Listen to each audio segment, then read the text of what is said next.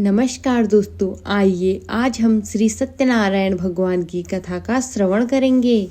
श्री सत्यनारायण व्रत कथा का पूरा संदर्भ यह है कि पूरा काल में शौनकादिक ऋषि नौमिषारण्य स्थित महर्षि सूत के आश्रम पर पहुँचे। ऋषिगण महर्षि सूत से प्रश्न करते हुए कि लौकिक कष्ट मुक्ति, सांसारिक सुख, समृद्धि एवं पारलौकिक लक्ष्य की सिद्धि के लिए सरल उपाय क्या है। महर्षि सूत शौनकादिक ऋषियों को बताते हुए कि ऐसा ही प्रश्न नारद जी ने विष्णु भगवान से किया था। भगवान विष्णु ने नारद जी को बताया कि लौकिक कलेश मुक्ति, सांसारिक सुख समृद्धि एवं पारलौकिक लक्ष्य सिद्धि के लिए एक ही राजमार्ग है, वह है सत्यनारायण व्रत। सत्यनारायण का अर्थ है सत्याचरण, सत्याग्रह, सत्यनिष्ठा। संसार में सुख समृद्धि की प्राप्ति सत्याचरण द्वारा ही संभव है। सत्य ही ईश्वर है। सत्याचरण का अर्थ है ईश्वर की आराधना या भगवत पूजा। आइए अब कथा का प्रारंभ सूत जी के द्वारा कथा सुनाने से होता है। नारद जी भगवान श्री विष्णु के पास जाकर उनकी स्तुति करते हैं। स्तुति सुनने के अनंतर भगवान श्री विष्णु जी ने नारद जी से कहा, महाभाग, आप किस प्रयोजन से यहाँ आए हैं? आपके मन में क्या है? कहिए, वह सब कुछ मैं आपको बताऊंगा। नारद जी बोले, भगवान, मृत्यु लोक में अपने पाप कर्मों के द्वारा विभिन्न योनियों से उत्पन्न सभी लोग बहुत प्रकार के कलेशों से दुखी रहते हैं। हे नाथ, किस लघु उपाय से उनके कष्टों का निवारण हो सकेगा? यदि आपकी मेरे ऊपर कृपा हो तो वह सब मैं सुनना चाहता हूँ, उसे बताइए। श्री भगवान ने कहा, हे वत्स, संसार के ऊपर अनुग्रह करने की इच्छा से आपने बहुत ही अच्छी बात पूछी है। जिस व्रत के करने से प्राणी मोह से मुक्त हो जाता है, उसे आपको बताता हूँ, सुनिए। हे वत्स, स्वर्ग और मृत्यु लोक में दुर्लभ भगवान सत्यनारायण का एक महा पुण्यदायी व्रत है। आपके स्नेह के कारण इस समय मैं उसे कह रहा हूँ। अच्छी प्रकार से विधि विधान से भगवान सत्यनारायण व्रत करके मनुष्य शीघ्र ही सुख प्राप्त कर परलोक में मोक्ष प्राप्त कर सकता है। भगवान की ऐसी वाणी सुनकर नारद मुनि ने कहा, प्रभु, इस व्रत को करने का क्या फल है? इसका विधान क्या है? इस व्रत को किसने और इसे कब करना चाहिए? यह सब विस्तार पूर्वक बताइए।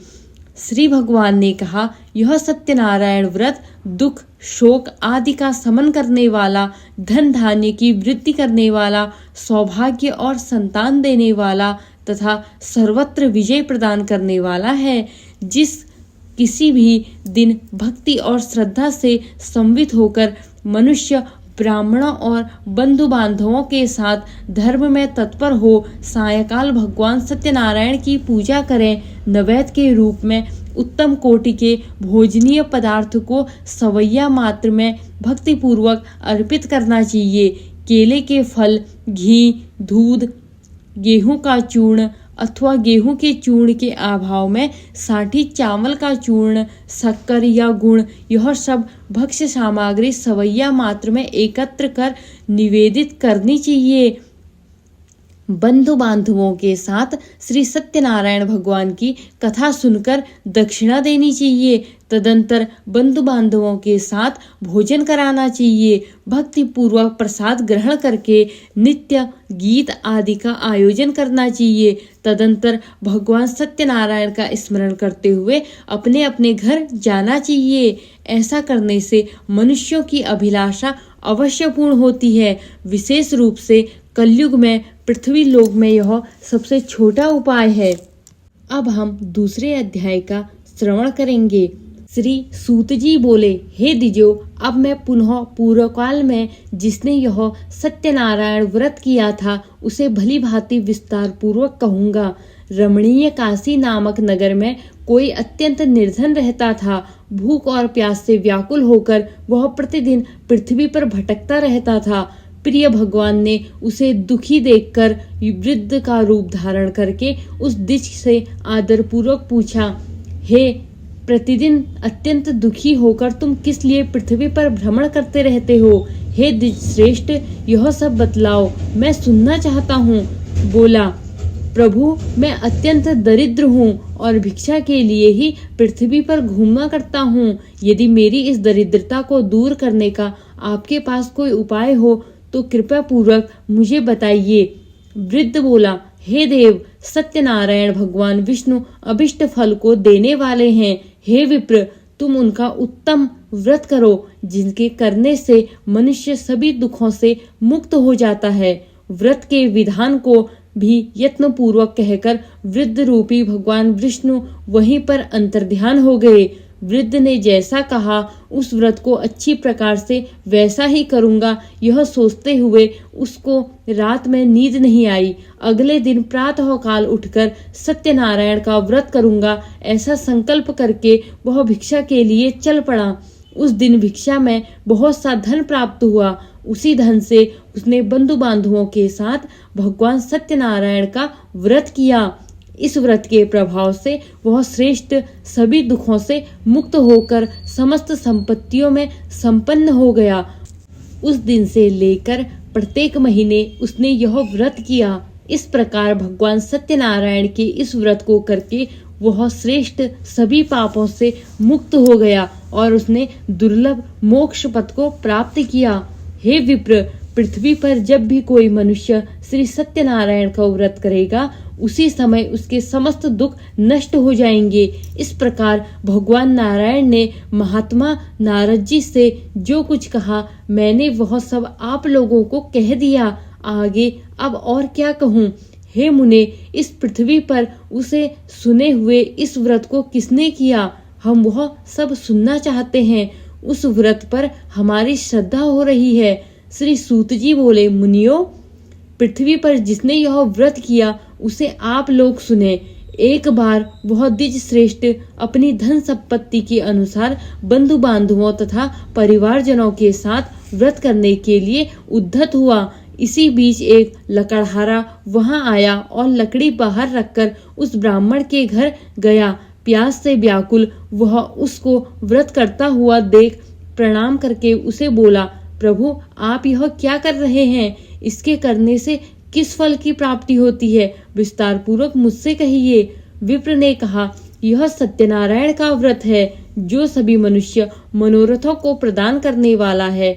उसी के प्रभाव से मुझे यह सब धन धान्य आदि प्राप्त हुआ है। जल पीकर तथा प्रसाद ग्रहण करके वह नगर चला गया। सत्यनारायण देव के लिए मन में ऐसा सोचने लगा, आज लकड़ी बेच के जो भी धन प्राप्त होगा उसी धन से भगवान सत्यनारायण का श्रेष्ठ व्रत करूंगा। इस प्रकार मन में चिंतित करता हुआ लकड़ी को मस्तक पर रखकर उस सुंदर नगर में गया जहाँ धन संपन्न लोग रहते थे। उस दिन उसने लकड़ी का दुगना धन प्राप्त किया। इसके बाद प्रसन्न हृदय होकर वह पके हुए केले का फल, शर्करा, घी, दूध और गेहूं का चूर्ण सवैया मात्र में लेकर अपने घर आया।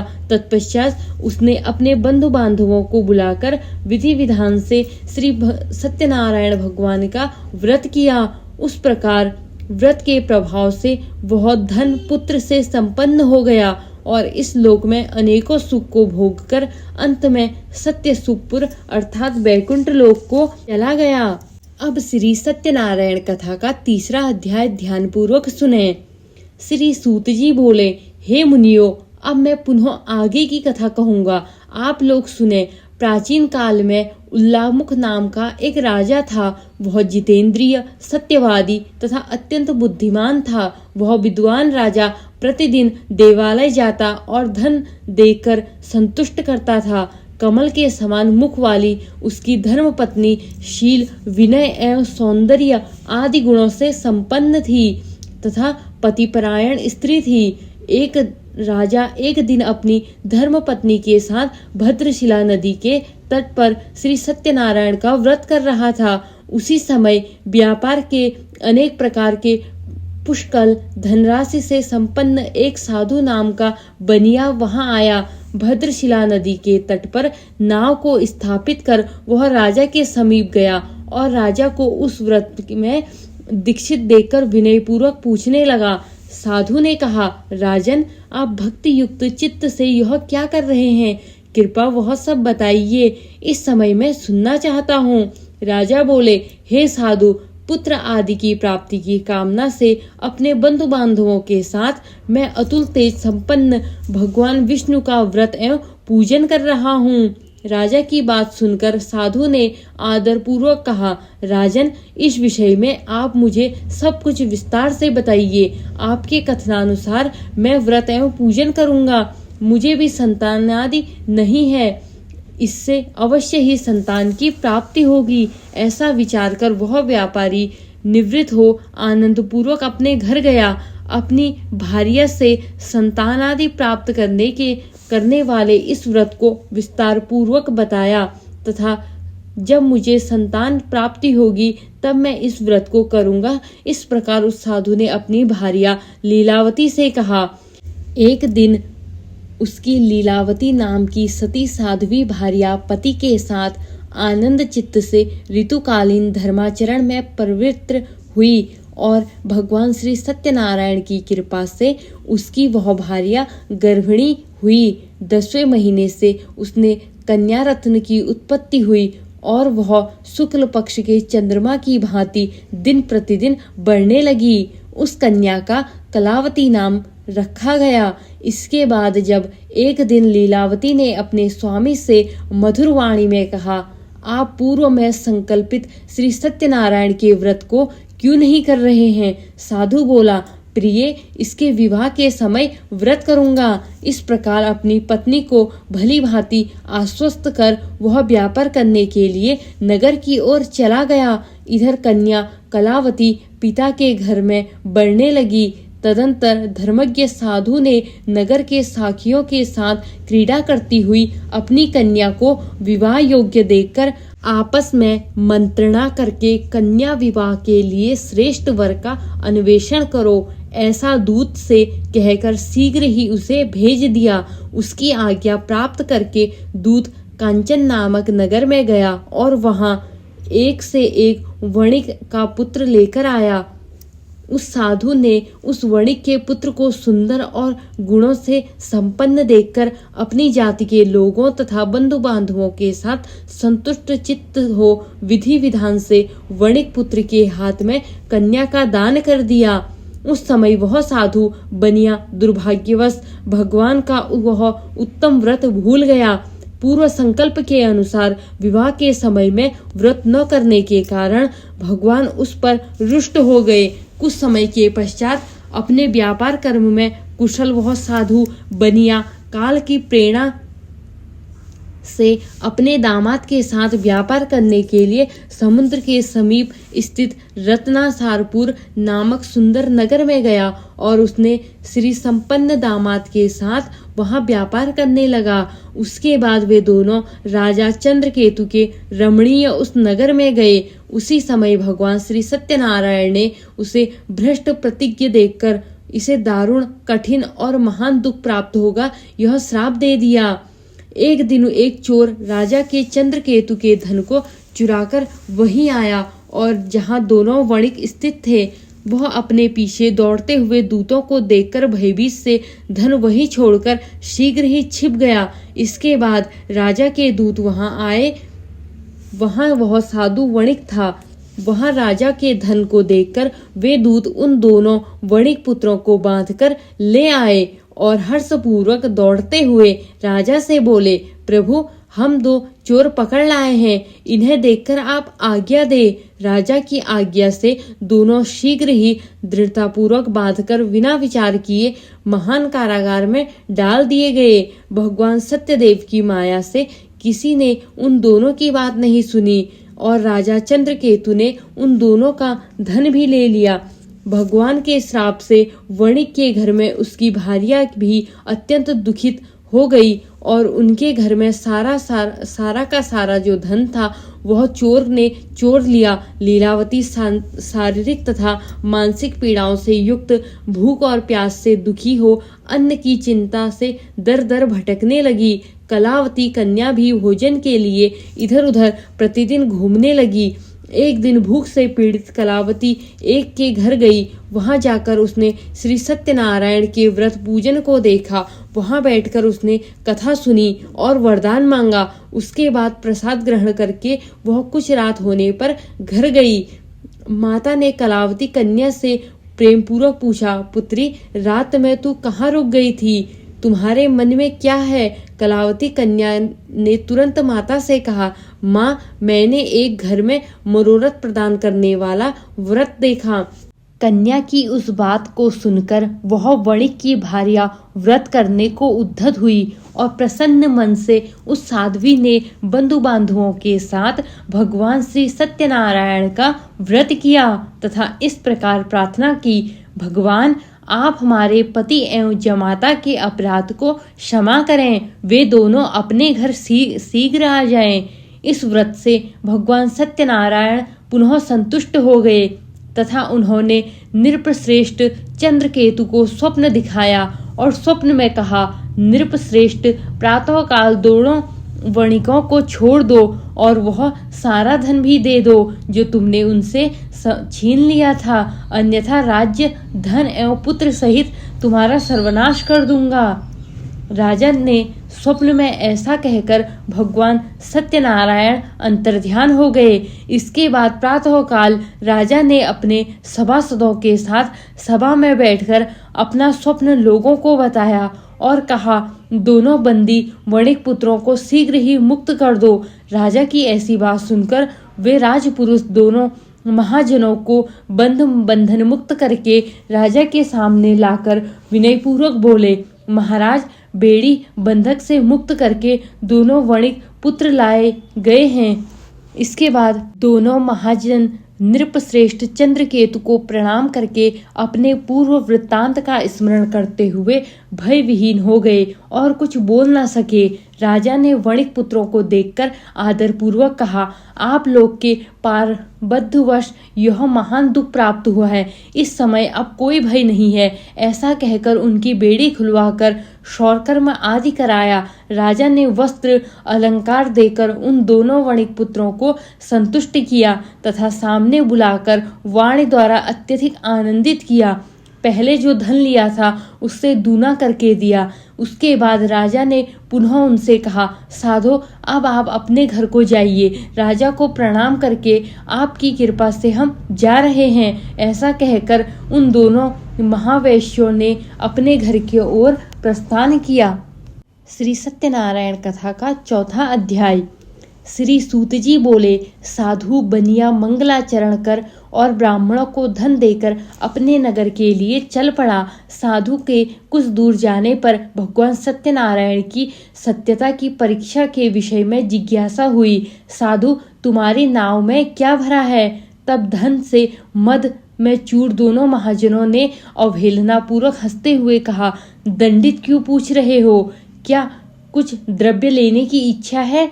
हमारी नाव में तो लता और पत्ते आदि भरे हैं। ऐसी निठुर वाणी सुनकर तुम्हारी बात सच हो जाए। ऐसा कहकर दंडी सन्यास को रूप धारण किए हुए भगवान कुछ दूर जाकर समुद्र के समीप बैठ गए। दंडी के चले जाने पर नित्य क्रिया करने के पश्चात उतराई हुई अर्थात जल के ऊपर की ओर उठी हुई नौका को देखकर साधु अत्यंत आश्चर्य में पड़ गया और नाव में लता और पत्ते आदि देखकर मूर्छित हो पृथ्वी पर गिर गया। सचेत होने पर वणिक पुत्र चिंतित हो गया। तब उसके दामाद ने इस प्रकार कहा, आप शोक क्यों करते हैं? दंडी ने श्राप दिया था। इस स्थिति में वो ही चाहे तो सब कुछ कर सकते हैं, इसमें संशय नहीं। उन्हीं की शरण में हमें चलना चाहिए, वही मन की इच्छा पूर्ण होगी। दामाद की बात सुनकर वह साधु बनिया उनके पास गया और वहां दंडी को देखकर उनसे भक्ति पूर्वक उन्हें प्रणाम किया तथा आदर पूर्वक कहने लगा, आपके सम्मुख मैंने जो कुछ कहा है असत्य भाषण रूप अपराध किया है। आप मेरे उस अपराध को क्षमा करें। ऐसा कहकर बारंबार प्रणाम करके वह महान शोक से आकुल हो गया। दंडी ने उसे रोता हुआ देखकर कहा, हे मूर्ख, रो मत, मेरी बात सुनो। मेरी पूजा से उदासीन होने के कारण तथा मेरी आज्ञा से ही तुम्हें बारंबार दुख प्राप्त किया है। भगवान की ऐसी वाणी सुनकर वह उनकी स्तुति करने लगा। साधु ने कहा, हे प्रभु, यह आश्चर्य की बात है कि आपकी माया से मोहित होने के कारण ब्रह्मा आदि देवता भी आपके गुणों और रूपों को यथावत रूप से नहीं जान पाते। फिर मैं मूर्ख आपकी माया से मोहित होने के कारण कैसे जान सकता हूँ? आप प्रसन्न हो, मैं आपकी धन संपत्ति के अनुसार आपकी पूजा करूंगा। मैं आपकी शरण में आया हूँ। मेरा जो नौका में स्थित पूरा धन था उसकी तथा मेरी रक्षा करें। उस बनिया की भक्ति युक्त वाणी सुनकर भगवान जनार्दन संतुष्ट हो गए। भगवान हरि उसे अभिष्ट वर प्रदान करके वही अंतर्ध्यान हो गए। उसके बाद वह साधु अपनी नौका में चढ़ा और उसे धन धान्य से परिपूर्ण देखकर भगवान सत्यदेव की कृपा से हमारा मनोरथ सफल हो गया, ऐसा कहकर स्वजनों के साथ उसने भगवान की विधिवत पूजा की। भगवान श्री सत्यनारायण की कृपा से वह आनंद से परिपूर्ण हो गया और नाव को प्रयत्न पूर्वक संभालकर उसे अपने देश के लिए प्रस्थान किया। साधु बनिए ने अपने दामाद से कहा, वह देखो, मेरी रत्नपुरी नगरी दिखाई दे रही है।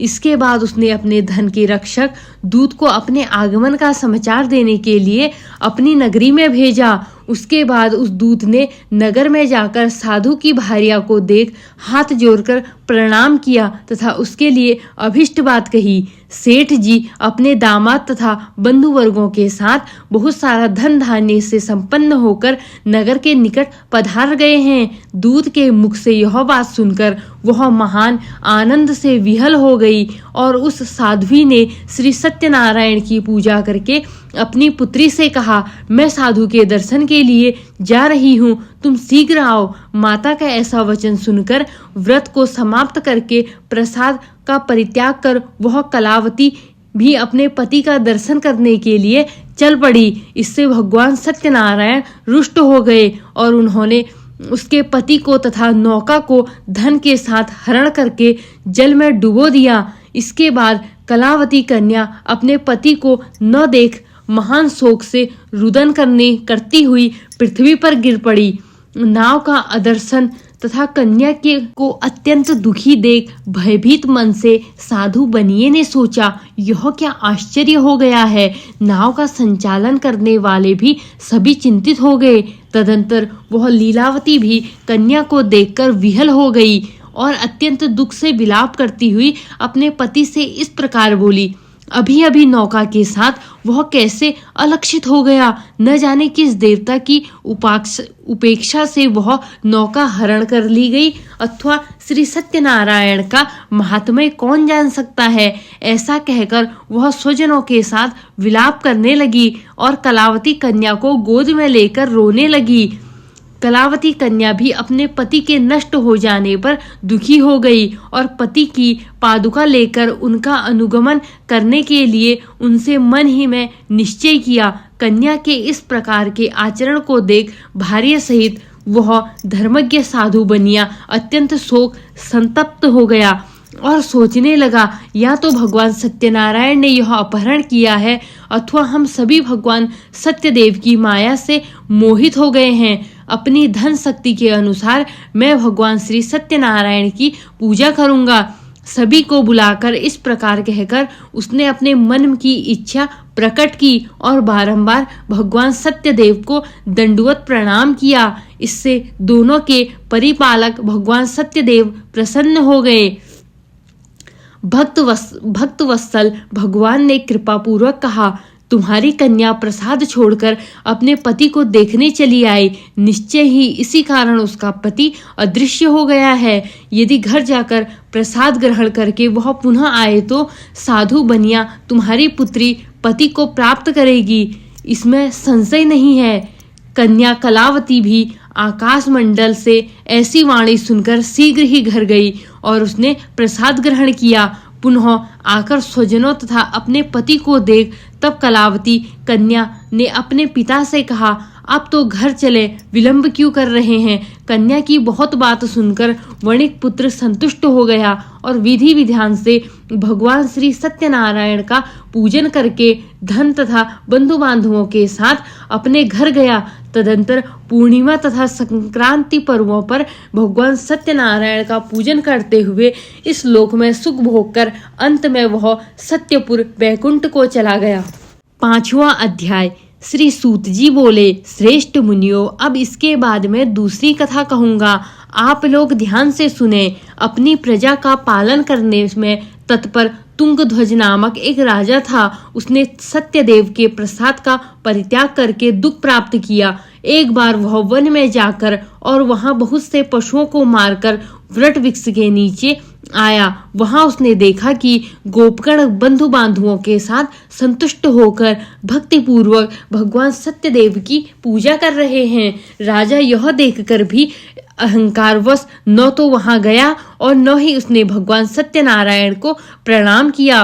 पूजन के बाद सभी गोपगण भगवान का प्रसाद राजा के समीप रखकर वहां से लौट आए और इच्छानुसार उन सभी ने भगवान का प्रसाद ग्रहण किया। इधर राजा को प्रसाद का परित्याग करने से बहुत दुख हुआ। उसका संपूर्ण धन धान्य एवं सभी 100 पुत्र नष्ट हो गए। राजा ने मन में यह निश्चय किया कि अवश्य ही भगवान सत्यनारायण ने हमारा नाश कर दिया है, इसलिए मुझे वहां जाना चाहिए जहां श्री सत्यनारायण का पूजन हो रहा था। ऐसा मन में निश्चय करके वह राजा गोपगणों के समीप गया और उसने गोपगणों के साथ भक्ति श्रद्धा से युक्त होकर विधि पूर्वक भगवान सत्यदेव की पूजा की। भगवान सत्यदेव की कृपा से वह पुनः धन और पुत्रों से संपन्न हो गया तथा इस लोक में सभी सुखों को भोगकर अंत में सत्यपुर वैकुंठ को प्राप्त हुआ। श्री सूत जी कहते हैं, जो व्यक्ति इस परम दुर्लभ श्री सत्यनारायण व्रत को करता है और पुण्यमयी तथा फलदायिनी भगवान की कथा को भक्ति युक्त होकर सुनता है, उसे भगवान सत्यनारायण की कृपा से धन धान्य आदि की प्राप्ति होती है। दरिद्र धनवान हो जाता है, बंधन में पड़ा हुआ बंधनों से मुक्त हो जाता है, डरा हुआ व्यक्ति भय से मुक्त हो जाता है। यह सत्य बात है, इसमें कोई संशय नहीं है।